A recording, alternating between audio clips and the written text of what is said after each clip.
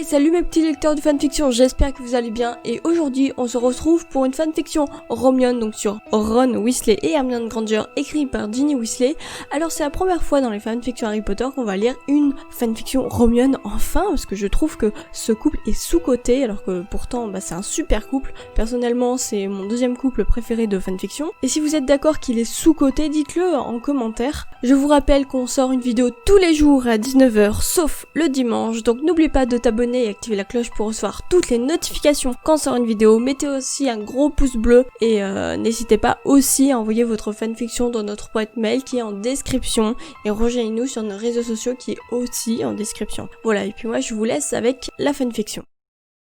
Hermione avait fini toutes ses études et elle était rentrée au terrier. Elle était fiancée avec Ron et habitait là pour l'instant. Ron essuyait la vaisselle avec sa mère. Hermione toque à la porte, Molly ouvre, fit un câlin à Ginny et Hermione puis les laissa rentrer. Quand Ron vit Hermione, il laissa tomber une assiette qui explosa sur le sol. Ron n'y prêta aucune attention et courut vers Hermione. « Tu m'as tellement manqué !» dit Ron. « Oui, toi aussi tu m'as manqué. Sans Harry et toi c'était ennuyeux. Heureusement il y avait quand même Ginny. » Une fois que Molly eut fini de nettoyer la bêtise de Ron, elle monta les valises de Ginny dans sa chambre, puis celle de Hermione dans la chambre de Ron. Harry descendit voir ce qu'il se passait et vit Hermione et Ginny, et son sourire fut plus grand qu'une pastèque. Il fit la bise à Hermione, un gros câlin à Ginny, puis la raccompagne en haut. Molly était partie dire à Arthur le retour des filles. Ils étaient alors tous les deux, Ron et Hermione. « Viens, on va s'asseoir sur le canapé », dit Ron en le montrant du doigt. Ils s'assirent. Hermione lui racontait tous les détails de ce qu'elle avait fait à Poudlard. Ron lui raconta qu'il était resté aider sa mère dans la maison, et qu'elle passait sa journée à raconter comment elle avait tué Bellatrix. En gros, que son année avait été longue sans elle. Il était en plein rire quand Ron devient soudain sérieux.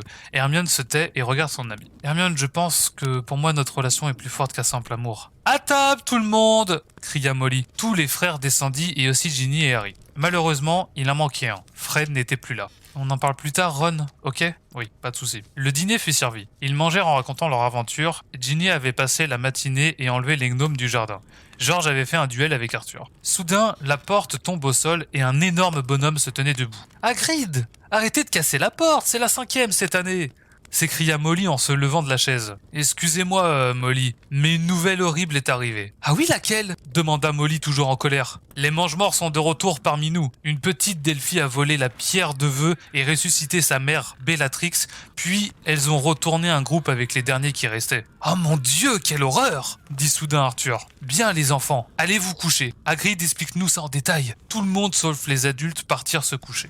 Le soir, dans le lit, Hermione et Ron étaient tous les deux très pensifs. « Qu'est-ce que tu voulais dire tout à l'heure ?» demanda Hermione. « Je voudrais me marier avec toi, » répondit Ron. Hermione resta au fond du lit silencieuse. En fait, c'est ce qu'elle voulait depuis toujours, et voilà que Ron lui avait demandé. « Hermione, tu es toujours vivante ?» demanda Ron qui s'inquiète du silence de son ami. « Ron, c'est ce que je veux moi aussi, mais tu entends Hagrid ? Les forces du mal sont de retour. » « Et alors ?» Ron, avec tout mon amour, non, car je ne veux pas qu'il se passe quelque chose. « Mais qu'est-ce qui pourrait arriver ?» lui demande Ron de plus en plus soucieux. « La même chose qu'au mariage de Bill et Fleur. Hermione, ils étaient plus nombreux et on sera plus nombreux. J'ai besoin de réfléchir, dit Hermione. « La salle de bain est libre, dit Ginny en entrant dans la chambre. Ron, c'est à toi. » Ron partit, Ginny s'assit près d'Hermione. « Je me disais que toi et Ron, vous pourrez vous marier. Ron m'en parle tout le temps. Je sais pas, Ginny, ça me fait trop peur, répond Hermione.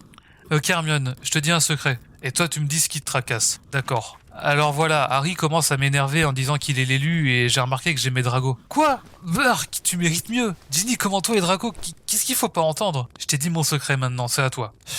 Ok, j'ai peur d'être ridicule. Ok. Ah et aussi, j'ai peur de la nouvelle d'Hagrid. Et si je surveillais le mariage ? Bon, ok, mais si une chose se passe mal, c'est ta faute. Marché conclu. Ginny sortit, puis Ron revient peu de temps après. Hermione lui annonça qu'elle avait changé d'avis. Ron lui sauta dessus et l'embrassa. Des filets de lumière passent à travers la fenêtre. Le réveil annonce qu'il est 7h30. Ron n'est plus dans son lit. Hermione sursaute en voyant ça. Ginny est réveillée et se dispute avec Harry. « Tu rigoles ou quoi ? Mais oui, t'es l'élu ! Mais tu peux préparer ton petit déjeuner tout seul. » « Mais je suis le meilleur. » « Purée, mais ça fait une semaine que t'es comme ça. De toute façon, maintenant, je suis avec Drago. » Elle monte, puis voit Hermione lui faire un clin d'œil et sourit. « Harry, tu as vu Ron ?» demanda Hermione. « Oui, il est parti voir les robes de mariage. »« Ok, merci. »« Stop !» cria Molly. « Quel mariage ? Ron et moi allons nous marier. » Molly devient grave. « Vous êtes sourds ? Hagrid a parlé de mange-mort et vous voulez vous marier ? » Ginny a dit qu'elle protégerait le mariage. « Non, ma fille ne prendra pas de risque. »« Maman, c'est moi qui lui ai demandé. » Ginny était revenue. Tous les regards étaient sur elle. Molly se mit à pleurer. Tout le monde était alors sûr que le mariage ne pourrait plus se produire. De toute façon, vous êtes majeur. Je ne peux plus rien vous interdire. Maman, on promet de faire attention, dit Ginny. Je suis une horrible mère. C'est le 2e mariage que j'essaie d'empêcher. Faut dire que Fleur était agaçante au début. Tout le monde voulait empêcher ça, dit Ginny pour réconforter sa mère. Mon fils va se marier, je suis si heureuse, dit Molly en remontant son sourire. Merci Molly. De rien Hermione. Il pleuvait fort dehors. Hermione s'inquiète que Ron ne soit pas encore là. Ginny et elle faisaient les invitations. Il y avait au moins 400 invités. On invite Drago ? Demanda Ginny. Hermione leva les yeux au ciel et soupirait. Ah oui, tu peux l'inviter. Merci Hermione. Ça fait plaisir. L'hibou qui envoyait les lettres revenait toujours très vite. Ginny les donnait au fur et à mesure. À 19h, elles ont fini les lettres. Et Ron n'est toujours pas là. Molly commence à s'inquiéter. Elle lui envoie un hibou. C'est à 21h que Ron leur envoie des nouvelles. Je suis chez les Moldus. Je ne peux pas me transplaner devant eux.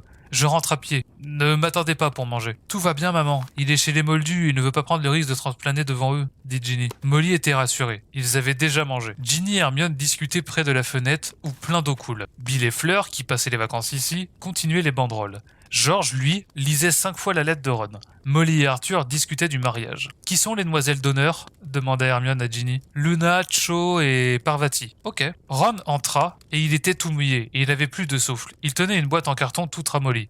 Des mange-morts sur le chemin et il s'étouffa par terre. Ouais, il y a pas de fin, c'est-à-dire que ça finit sur des mange-morts sur le chemin et il s'effondra par terre. Donc, moi, tout ce que je peux vous dire, c'est essayer d'inventer une fin, du coup, la meilleure fin possible, parce que, elle nous a envoyé la fanfiction comme ça. Et juste un petit point, là, je profite pour le caler, alors pour ceux qui restent là, jusqu'au bout, hein, ça c'est pas sûr. Quand vous envoyez des fanfictions, faites-les corriger, hein, parce que, c'est-à-dire que, par exemple, les SA, CCDI ou un S, SA, bon ça a 2 significations différentes et du coup quand vous faites des fautes, moi quand je la lis, j'essaye de lire en fonction de ce qui est écrit. Si la fanfiction est bourrée de fautes, je vais mal la lire et du coup le rendu sera dégueulasse.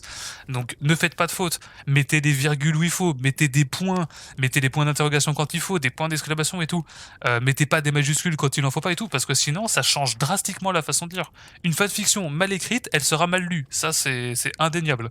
Donc faites-les corriger, faites un truc, je sais pas, mais ou alors ne les postez pas, tout simplement, mais...